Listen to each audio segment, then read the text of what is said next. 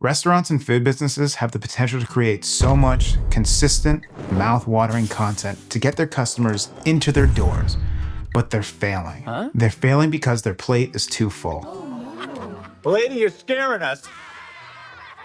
When you're scrolling on social media, have you ever come across some restaurant that took a bad video or picture of their food? Say it's linguine with Alfredo sauce on a white plate that's on a white table, and you can't see where the noodle ends and the plate begins. I've seen it 100 times. Or maybe you've been to that restaurant before and you know they have good stuff, but when you look at their post, you think, maybe it's not as good as I remember? Or worse, you haven't been to that food place, and by looking at this post, you're definitely not going to try it out now. Nope. That bad post just hurt a business. Maybe you're that restaurant owner who just posts the specials of the week. You do it once a week and you wonder why you're not gaining any traction or making any new customers. You now don't see the point of making time to promote yourself on social media. You got a restaurant to run anyway. Listen, social media for food businesses is frustrating.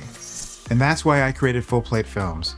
We help restaurants create good-looking content with meaningful stories that will get customers enjoying your food. We take on the burden of content creation, media management, and social scheduling so that restaurants and food businesses can rest assured meaningful, quality content is going out consistently, allowing restaurants and food businesses to do what they do best: create amazing food and amazing experiences.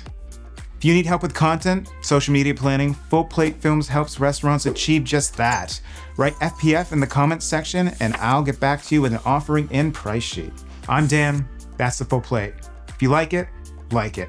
All right, take care everyone, bye.